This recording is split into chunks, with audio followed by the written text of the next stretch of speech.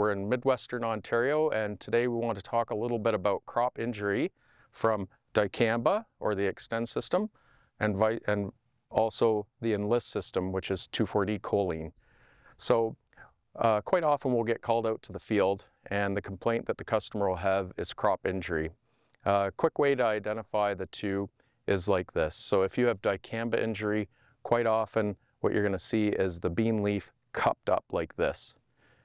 Vice versa, or alternatively, if we go out to dicamba or an Extend field and they've gotten 2,4-D or Enlist on that farm, what you're going to see is not the cupping, but you're going to see strapping in the leaves. And that's just a quick way to initially identify it. Quite often more investigation is needed. I guess the whole point of the talk today is that we want to make sure that we avoid all crop injury, and a good way to start with that is to make sure that your tank and your sprayer is completely cleaned out before you go into the field and you spray. What you got to do is you got to make sure that you don't just get your tank clean, but all the hoses and the different components of the sprayer. Quite often what I'll see is people may forget some of the smaller parts.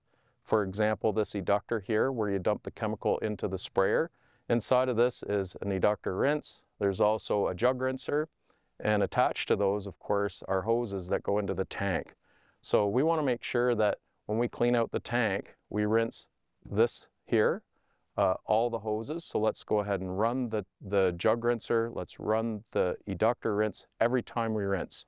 So if we're doing 3 rinses, this also needs 3 rinses. And we should also be using a good tank cleaner in that system too. Sometimes we'll go ahead and we'll do 3 rinses on the sprayer, but I'd encourage everyone to go ahead at that 3rd rinse before they drain that out and spray it onto the field, that they go up top, open the tank, have a look inside, make sure the water is clear, because sometimes 3 rinses is not enough. You may need 4. And if that's still not going to do it, you might need 5, but let's just make sure we clean out every hose, every pipe. Let's get the tank clean, and let's avoid crop injury altogether.